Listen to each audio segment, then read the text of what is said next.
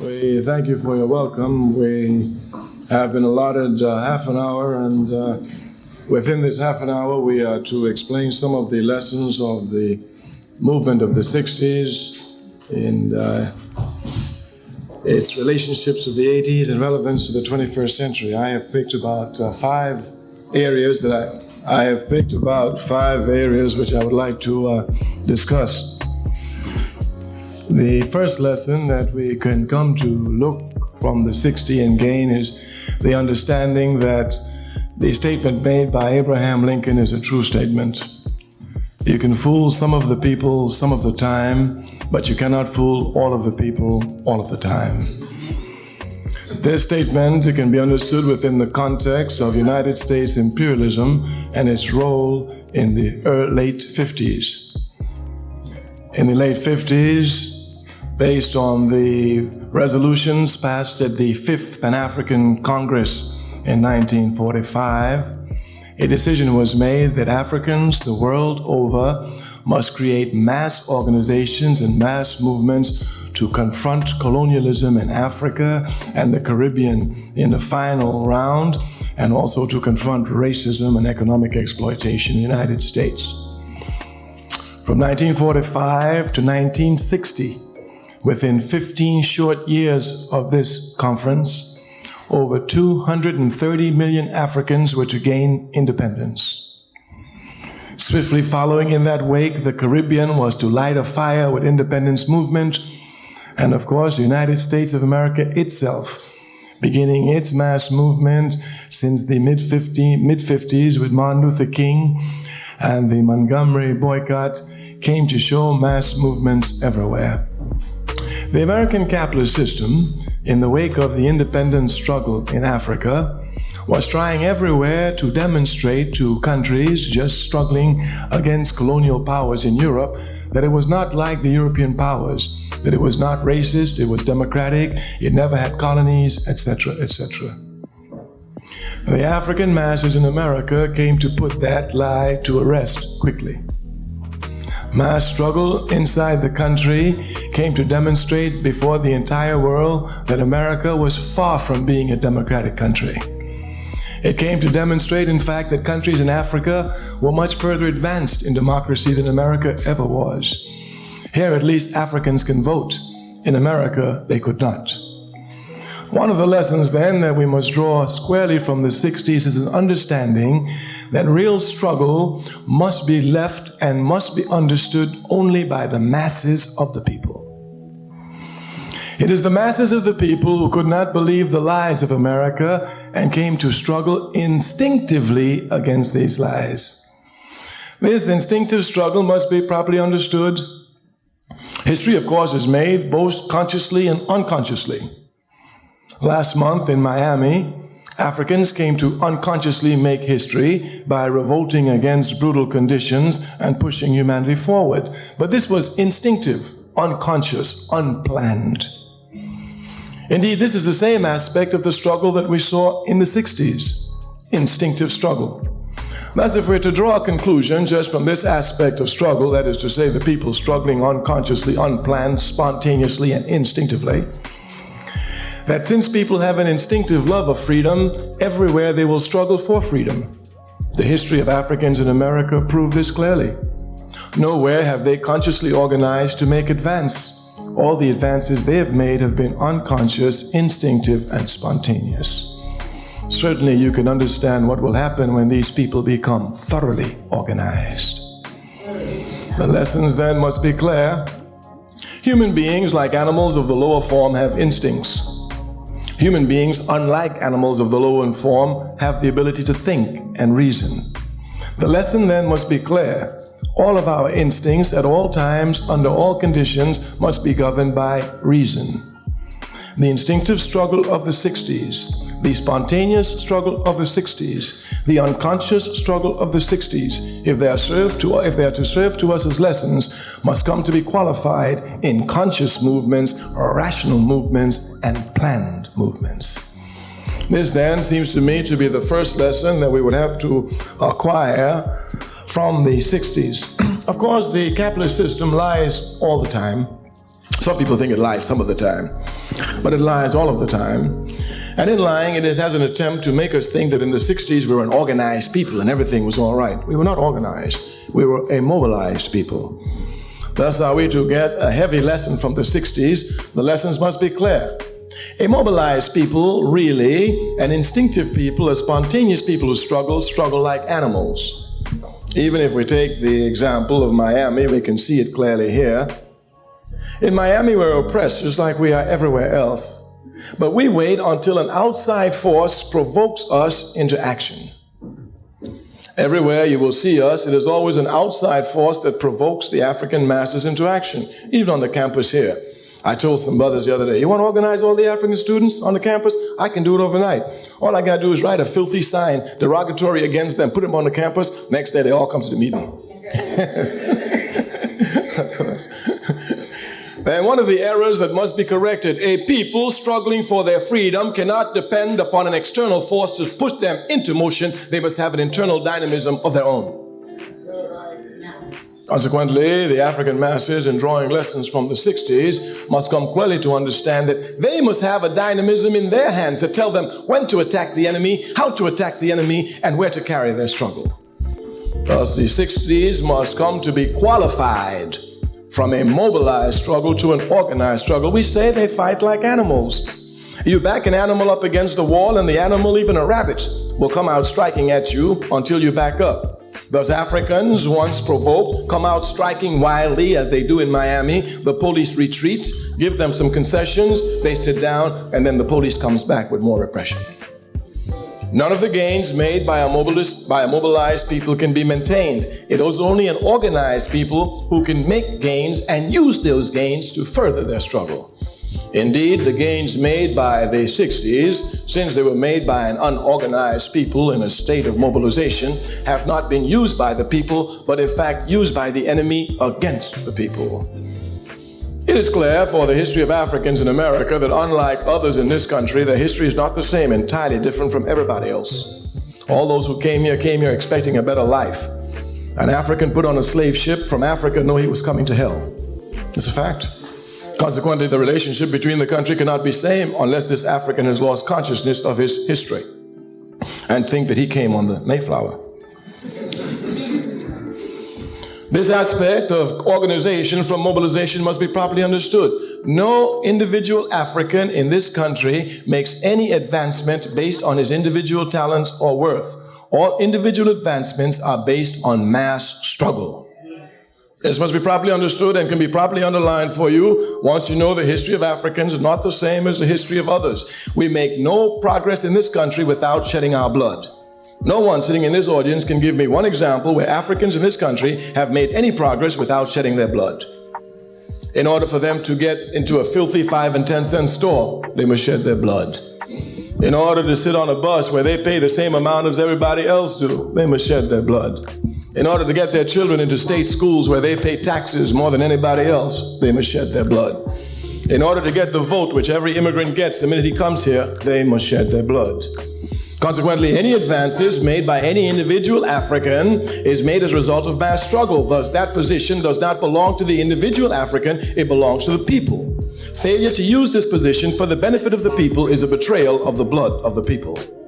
Consequently, when we come to correct the 60s and look properly at the lessons, we must become an organized people who, once having made gains, are capable of choosing for ourselves who will occupy those gains.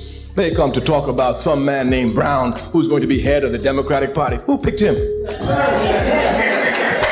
picked him? Did the African masses in the Democratic Party pick him? Not at all. As a matter of fact, the Democratic Party holds the Africans in great contempt. They have more elected positions than any other ethnic group in the Democratic Party and has no power in the party at all. They have 302 mayors, 20 Congress people, 5,000 state, county, local. No other ethnic group in this country has those many elected officials, and still they have no power in the Democratic Party. Why? Because we are not organized. Consequently, to transform our movement, to push it to higher levels, which it must go, because we will arrive at our freedom, if even instinctively, We must come here to put ration and clear reasoning to our struggle and organize the masses of our people. The second lesson we wish to speak of is the role of students. Students, of course, have a role in any society, capitalist society, social society, and their role is to institutionalize the values of the given society. Conscious, of course, in a capitalist system, this should be done unconsciously. But students are the spark of revolution. Of course, we make a difference here between revolution and reform. Those who want reform seek to work, I guess, from the top down. Those of us who understand fundamental changes know it must come from the bottom up. The students, of course, always work at the point of ideas in a society. Their job is to acquire knowledge, and of course, this knowledge which they acquired is geared by an ideology which tells them what to do with it. So if you're a doctor, instead of curing cancer, you should turn a man to a woman to get money, even though she can't make babies. That was life. Students, we say, at the point of ideas and the point of values. When one speaks of revolution, one speaks of overturning the values of a given society. If one is not speaking of overturning the values, then one speaks of reform. Thus, one can join the Democratic Party. We're not here to overturn its value. But certainly if one is here for revolution and one is here for people's liberation, one would know that a corrupt instrument can never lead a people to liberation at all. Students, then, we say, come to question the values of a society. Of course, in relationship to the values, students, just like anyone in any society, have but two alternatives. Either they accept the values or they reject the values. It's as simple as that. Of course, if they reject the values, they have a responsibility to find alternative values. But either you accept cheating as a student or you reject it. It's as simple as that. Either you accept any value in a society or you reject it. Students, once having rejected a society, bringing together their ideas and their energies and strength to work against these values, connected with the masses, always give us revolution. Thus, from the 60s, while a reform movement, we were able to see that students, joined with the masses of the people, came to bring a lot of changes to the country. Thus, we must not confuse ourselves. The job of students is clear here. Their job is to spark revolution. Students cannot carry revolution through to the end. The final triumph of revolution must be carried through to the end by the masses, the workers and the peasants. But students play a crucial role. We say they spark revolution. Certainly, if we did not recognize this, the enemy did. The FBI before the 60s did not have informers on college campus. After the 60s, they put an informer on every college campus in the country.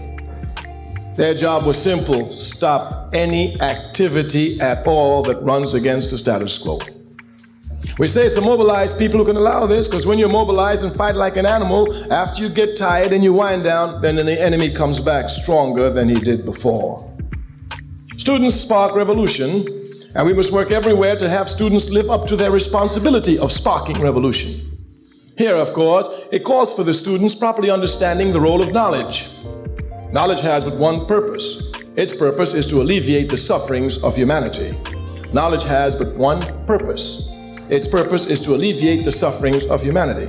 Capitalism is a backward and stupid system. Capitalism is a contemptuous system. Capitalism is a system based on profit. It will make a commodity out of everything. It will take my mother and sell her on a slave block. It will make students acquire knowledge and make them sell their knowledge on the slave block to advance themselves rather than serving humanity. The struggle becomes especially crucial for African students.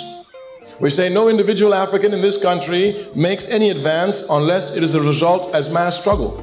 Any student sitting in any seat in any college in America know that they didn't gain that seat through their own individual talents, but only through the struggles of the masses of their people. Thus, that seat belongs to the people. The knowledge they acquire there must be used for the people, otherwise they have already betrayed the people and have repeated errors.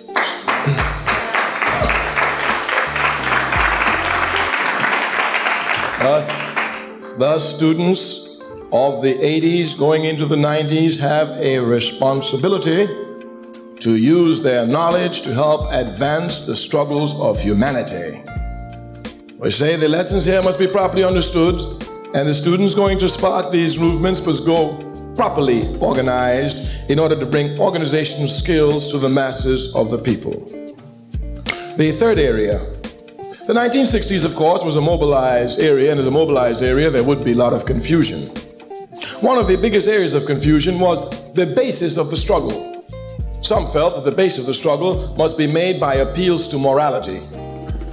Of course, anyone knowing anything about struggle knows that this cannot be. Even Frederick Douglass so long ago told us that power concedes nothing without demands. It never did, and it certainly never will. Consequently, what was learned from the struggles of the 60s is that when one comes to struggle, one must struggle for power, not for morality. Certainly, one cannot speak of morality when one is speaking to capitalism. It is an immoral system. It has no conscience. It knows only its own interest. It will commit genocide to take land from the red man. It will commit slavery to enrich itself. It will drop napalm bombs on babies in Vietnam. Consequently, when we come to talk of advancing ourselves through power, we must come to speak of just that, power. And we must understand that the only place we find power is through the organized masses. Simply put, until the masses of our people are organized, we will remain powerless and thus the victims of all vicious powers that seek to exploit us. The question of morality, of course, must not be put aside, no. But it is clear that any struggling people struggling for justice are already struggling for a moral struggle. Consequently here, the question of morality doesn't lay with them, but with the enemy who seeks to keep them oppressed. We must then understand clearly that when we look for power in the 90s, when we struggle in the 90s to advance ourselves, we must struggle only based on our own power, the power of the ability to organize our people. Of course, we said that we advance only through mass struggle, and that is clear. Consequently, we must come to understand that it is only through mass organization and conscious mass struggle that we will properly arrive at our liberation in a planned manner. This leads to another point which must be clear, the questions of coalitions. The 1960s, of course, made many errors with coalitions. Here, we believe that political coalitions could be made based on sentiment. Somebody said they feel the way we do, and consequently we come to organize them. The history, of course, of our people shows that this cannot be the case. If one would go back to the history of the South in this country, immediately after the Civil War, there arose at that time a party known as the Populist Party. One of the leaders of the Populist Party was a man by the name of Tom Watson, a white man from Georgia. Watson came after the Civil War to tell the Africans that the rich white man, he exploits the poor white man and the poor African. And consequently, what we need to do is to join an alliance against the rich white man. Well, you know us Africans, we just love anything anybody. We just ran into the party. We filled the party of the Populists. We did work for the Populists. We were everywhere in the Populist Party. After the Hayes-Tilden Compromise, when the government decided to give the South back to the slave masters, Tom Watson became a member of the Ku Klux Klan and drove us out of the Populist Party. What was the error? The error was that as a force we were not independently organized, thus not even knowing our own power. We went in as individuals into the party, thus they could chase us out. Examples are to be found everywhere. The struggle of the labor movements in this country is certainly instructive. If one would look at the struggle for labor unions in this country, one would find that Africans have everywhere played a role out of proportion to their numbers. If you look at labor unions today, they are racist from top to bottom. What was the error? Africans came to enter the unions without being first an organized force. The 60s then come here. We were told that we had coalitions with groups I've never heard of, the labor union. We had interests with the church groups, all of them. They were all for our interest. Of course, the error was that some Africans thought that the interest of America was the same as the interest of us. Of course, the job of the system, the job of the enemy is to confuse you and to let you think that your interest and your history is the same as that of your oppressor. As a matter of fact, the job of the master is to convince the slave that the master is really concerned about the interests of the slave. And if the master doesn't do well, the slave will be in trouble. Any slave who believes that he has the same interests as the master will pick cotton at night. All slaves must understand that their interests are diametrically opposed to the interests of the master. Not only are they diametrically opposed, they are antagonisms to each other. What is good for the master is bad for the slave. What's bad for the master is good for the slave. Of course, we said that even the people instinctively understand this, and the 60s come to clarify the point clearly. Of course, if you would look at the 60s, you would see at the height of the struggle for human rights, there came to be some confusion here with the war in Vietnam. The people always see clearly. Instinctively, the people understood, the African masses, that they had to be against the war in Vietnam. There was no question here. But it was in just expression of this position against the war in Vietnam that one came to see that in order to have coalitions, one must really have coalitions based on interest. I am not even talking here of the Student Nonviolent Coordinating Committee, which was really the radical cutting wing of the movement of the 60s, and which was the first one to take a position against the war in Vietnam. Indeed, it did not take a position for peace. It took an anti-imperialist position. It said clearly it wanted the Vietnamese to win, and the way it was going to do that was to demobilize the Americans by not having an army. Thus, the slogan which Nick gave to them was a simple one: hell no, we won't go. Simple as that. And that simple slogan, of course, came to cause splits within these coalition forces. The labor unions who walked hands in hands with us for struggles, all of a sudden were for the Vietnam War against us. The church itself had to step back. Obviously here, we didn't understand what we were fighting for. We thought we were fighting for freedom. And Dr. Martin Luther King said it all the time: freedom is indivisible. As a matter of fact, he used to say all the time, injustice anywhere is a threat to justice everywhere. Consequently, if there's injustice in Vietnam, I'm stupid thinking I'm sitting in America not to think that it affects me. If there's injustice in Vietnam, I better go cut it down before it comes to find me. Consequently, since Africans, assuming that justice was indivisible and began to move everywhere against injustice, they came up against contradictions with those whom they made coalitions around the question of the war in Vietnam. We only use it here as a clear example. Africans cannot form coalitions until they themselves are organized and know exactly what their interests are. Thus, there's no need for us to talk now about coalition with anybody because we are a disorganized people. First, we must become organized. It is for this reason that we're held in such contempt by the Democratic Party, because inside the Democratic Party, we are a disorganized people, even inside there, with one fighting against the other, simply because we have not organized ourselves properly. It is for this reason that they will give us somebody and make us think that we picked them just because he looks like us. Coalitions then can only be formed once we are organized and know precisely what our interests are. What then are the relevancy for the 90s? Revolution is inevitable everywhere in the world, this is clear. And anyone taking just a cursory glance at the United States of America must know that America is more ripe for revolution today than it was in the 60s. What are the conditions that lead us to this conclusion? Number one, the conditions are worse today than they were in the 60s. In the 60s, we didn't have to deal with 3 million homeless.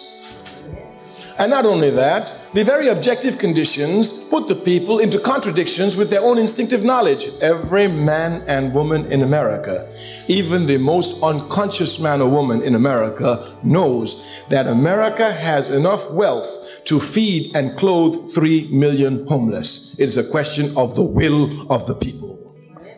Consequently, the objective conditions we say are higher, but these objective conditions are higher with also another rising factor, the rising consciousness of the people. The enemy tries everywhere through their mouthpiece, the mass media, to make it appear as if the people's consciousness is not growing, as if it stopped. This is stupidity. The consciousness of the people must forever grow. And some of us become confused, not even understanding how it manifests itself. The other day, having a discussion with an elderly man, he came to say to me, Kwame, Ture, you're always up on the college campus with our students. I said, oh yes, I work with them all the time. He said, they are more unconscious. They're so unconscious. They're more unconscious than you were when you were a student. I said, never. He said, yes. I said, no, if they're more unconscious than we were, our work was in vain in the 60s. He said, no, I'm telling you, they're more unconscious than you are. I said, no, they cannot be. He said, if you go up on the college campus and talk to them, they know nothing about Martin Luther King. They know nothing about Malcolm X. I said, that's correct. We don't teach them. But one thing is certain, you cannot put them on the back of a bus. Yes, of course. Of course. Of course.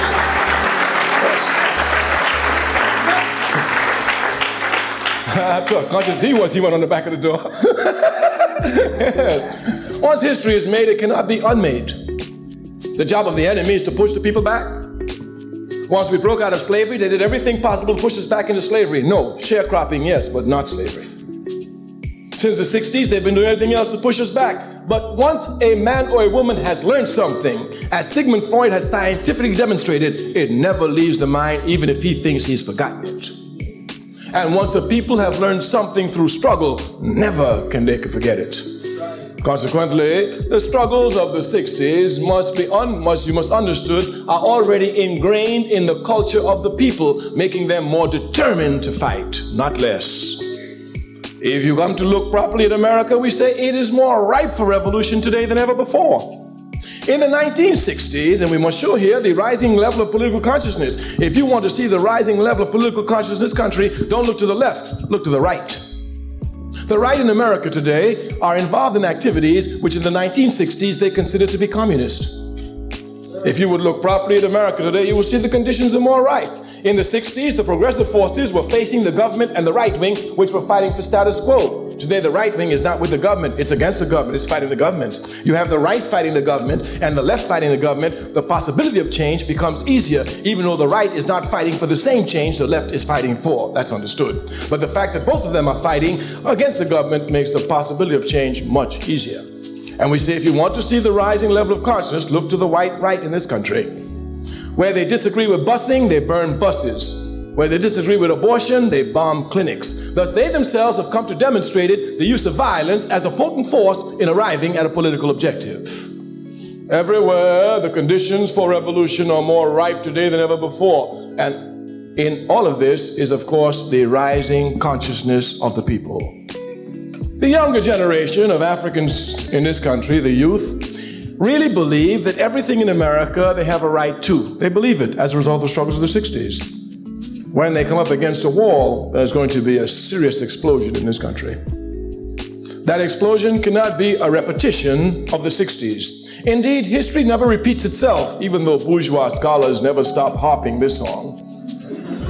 Nothing repeats itself. People, however, can repeat their mistakes. Yes.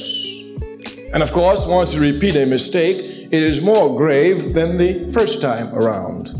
The lessons then must be clear.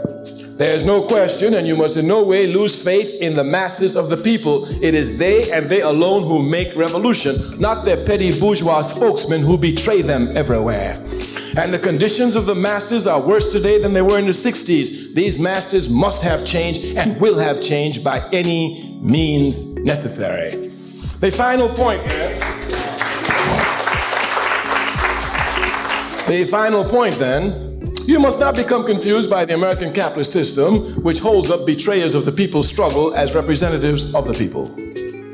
In any army in the world, if you desert, you should get shot. It's a law. Certainly you must be shot. And if you volunteer for an army, you should be shot twice. Of course. Of course.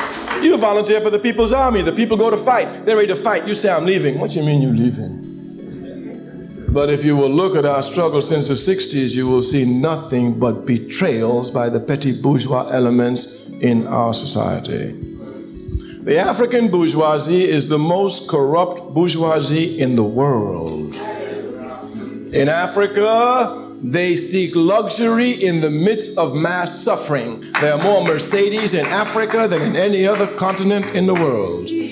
In America, as soon as they arrive at a position based on this blood of the people, they snatch that position and run away from the people. But you must not think that they represent the people. They only represent their opportunistic self, using the people every step of the way. So you must not be confused. It must be clear then, for the 60s, the class struggle in the African Revolution must be more ruthless and uncompromising than in any other revolution. Here then the masses must come without pity and without mercy to trample upon these reactionary pigs who, after the people have gained struggle through their blood, come to hand back the gains on a silver platter to the very enemy the people fought. This will come as a natural consequence. The people themselves are everywhere screaming that it's time for them to deal with these reactionary pigs. Even in America, they say, our leaders must be held accountable. They're only saying here that these people must be accountable to those who made it possible for them to get there. Thus, not only is the revolution inevitable, but it is clarifying itself and it is qualifying itself. For the African masses everywhere, the clairpoised position now for class struggle has become inevitable and irreversible. The petty bourgeoisie everywhere will be running for cover, but the masses will spare them not. Consequently, we who have dedicated our lives to the people's struggle, we who, knowing that the people will always be free, we, understanding that we must make a contribution to qualify our struggle since the 60s, have been dedicating all our energies to only one task: the organization of the masses of our people. The organization of the masses of our people. We are not running for mayor. We're not running for president. No changes can come from the top down. We're not stupid. Changes can only come from the bottom up. The masses and the masses alone can make them. If you want to learn something from the 60s, the lesson is simple. Organize the masses of the people. Thank you.